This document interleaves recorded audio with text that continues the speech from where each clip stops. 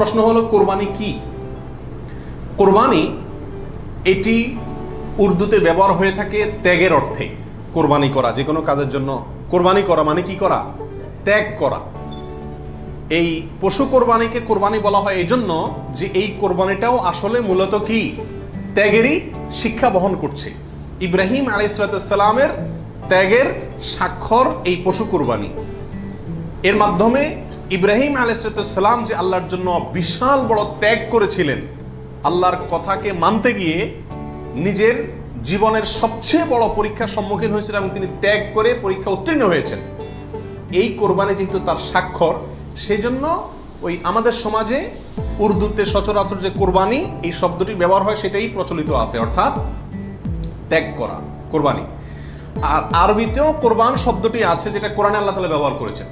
আদম আলাইহিস সালামের দুই ছেলে কাবিল এবং হাবিল, তারা উভয়ে আল্লাহর কাছে আল্লাহর সন্তুষ্টির জন্য তারা সাদাকা পেশ করেছিল, নৈকট্য অর্জন করার জন্য। আল্লাহ বলেছেন ইতাকাররাবা কুরবানান, তারা উভয়ে যখন কোরবান পেশ করছে, যে কোরবান শব্দ কোরআনেও আছে, অর্থাৎ তারা উভয়ে এমন বস্তু পেশ করেছে যার মাধ্যমে আল্লাহর নৈকট্য অর্জন করা যায়। সেই অর্থে কোরবান মানে হলো আল্লাহর কাছে নৈকট্য অর্জন করার মাধ্যম বা উপায়, অর্থাৎ ত্যাগ করা অথবা আল্লাহর কাছে নৈকট্য অর্জন করার মাধ্যম। এ হলো কোরবানির সংক্ষিপ্ত শাব্দিক পরিচিতি।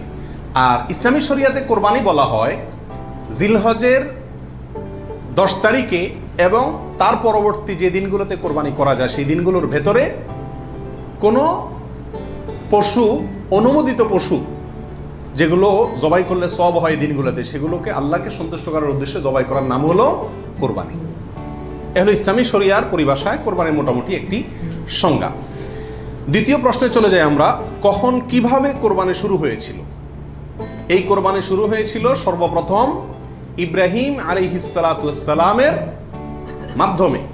আল্লাহ সুবহানাহু ওয়া তাআলা ইব্রাহিম আলাইহিস সালামকে স্বপ্নের মাধ্যমে নির্দেশ করেছিলেন নিজের সন্তানকে জবাই করার জন্য। আর সন্তান জবাই করা, এই কঠিন নির্দেশটি আল্লাহ সুবহানাহু ওয়া তাআলা করেছেন ইব্রাহিম আলাইহিস সালামকে। তাকে আল্লাহ তাআলা যত কঠিন পরীক্ষা করেছিলেন, এত কঠিন পরীক্ষা তার আগে আর কোনো নবীর প্রতি আল্লাহর পক্ষ থেকে ছিল না। জীবনের পদে পদে পরীক্ষা।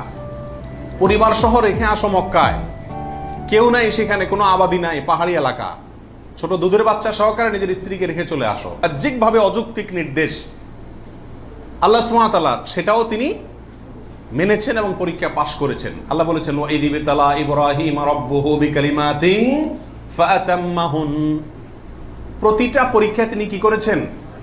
পাশ করেছেন।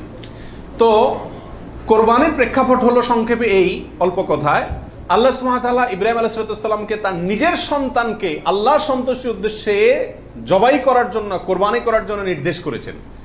আল্লাহ সুবহানাহু ওয়া তাআলা তার সন্তানের জবাই করতে আসলে চান নাই, আল্লাহ চাইছেন তার মনের পরীক্ষা নিতে, যে আল্লাহর নির্দেশ মানতে গিয়ে তার সর্বোচ্চ ত্যাগটাও তিনি করতে পারেন কিনা।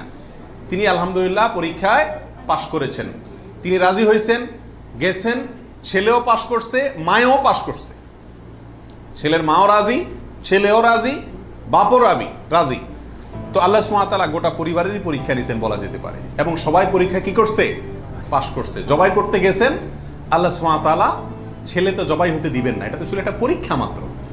আল্লাহ সুবহানাহু ওয়া তাআলা সেখানে অন্য একটা পশু, দুম্বা বা এই জাতীয় কোনো পশু আল্লাহ সুবহানাহু ওয়া তাআলা দিয়ে দিলেন। অন্য একটা পশু ওই ছেলের জায়গা আল্লাহ তাআলা দিয়ে দিলেন। ছুরি উনি চালালেন, এরপরে দেখলেন যে ছেলে দাঁড়ায় আছে, পশু জবাই হয়েছে। এ হলো কোরবানির সূচনা, প্রথম পশু কোরবানি। আজকে আমরা যে কোরবানি করছি এর সূচনা ছিল এভাবে। কার মাধ্যমে? ইব্রাহিম আলাইহিস সালামের মাধ্যমে। সেই কোরবানি আমাদেরকে কি শিক্ষা দেয় ভাই? সেই কোরবানি আমাদেরকে শিক্ষা দেয়, আল্লাহ সুবহানাহু ওয়া তাআলা যখন কোনো কাজের জন্য নির্দেশ করবেন, আল্লাহর গোলাম হিসাবে, আল্লাহর নুন খাই সেই হিসাবে নিঃশ্বাস গ্রহণ করছি, ছাড়ছি, প্রতি মুহূর্তে মুহূর্তে আল্লাহর নিয়ামতের সাগরে হাবুডুবু খাচ্ছি। আল্লাহই সৃষ্টি করেছেন, তার হাতেই জীবন মরণ সবকিছু। অতএব তার কোনো নির্দেশ, তার কোনো নিষেধ থাকলে সেটাকে মানতে গিয়ে পৃথিবীর যেই কোনো ধরনের ত্যাগের প্রয়োজন হয় সেটা করতে হবে। নিজের সন্তানকে জবাই করার মতো কঠিন নির্দেশও পালন করতে ইব্রাহিম আলাইহিস সালাম দ্বিধা করেন নাই। আল্লাহ সুবহানাহু ওয়া তাআলা কি করছেন? তাকে এর মাধ্যমে তিনি পাশ করেছেন এবং আল্লাহ সুবহানাহু ওয়া তাআলা তার মর্যাদা সমুন্নত করেছেন। এ হলো কোরবানির মূল শিক্ষা। আল্লাহর নির্দেশ, সেটা যত কষ্টই হোক মানতে, সেটা মানার জন্য সব ধরনের ত্যাগ করতে প্রস্তুত থাকা, এটা হলো কি ভাই? কোরবানির শিক্ষা। আর ওখান থেকেই কোরবানিটা শুরু হয়েছে। এরপরে আল্লাহ সুবহানাহু ওয়া তাআলা সেটাকে পৃথিবীর মানুষের জন্য ওই স্মৃতিকে, ওই আদর্শকে রেখে দিয়েছেন। এখন আমরা পশু কোরবানি করছি, কিন্তু এটার শুরুতে কিন্তু পশু কোরবানি ছিল না। মূলত এটা শুরুতে ছিল নিজের সকল কামনা, বাসনা, ভালোবাসা সবকিছুকে আল্লাহর নির্দেশের সামনে কি করে দেওয়া? কোরবানি করে দেওয়া। এ হলো এই কোরবানির গোড়ার ইতিহাস। এখন কোরবানির খোলসটা আছে, ভিতরেরটা আর নাই। এখন শুধু পশুই কোরবানি করি আমরা। নিজের ভেতরকার পশুত্ব, আমিত্ব, মনের খাহেশ, প্রবৃত্তি, এটাকে আর কি করি না? জবাই করি না। আল্লাহ তাআলা আমাদের সবাইকে কোরবানির আসল যে ইতিহাস, সেটা থেকে শিক্ষা গ্রহণ করে এমনভাবে কোরবানি করার তৌফিক দান করুন, যেই কোরবানি প্রকৃত অর্থেই কোরবানি হয়, যেই কোরবানি আমাদের জান্নাতে যাওয়ার কারণ হয়, মাধ্যম হয়, সেইভাবে কোরবানি করার এবং কোরবানির সেই ইতিহাস থেকে আল্লাহ তাআলা আমাদেরকে শিক্ষা গ্রহণ করার তৌফিক দান করুন। প্রিয় ভাইয়েরা,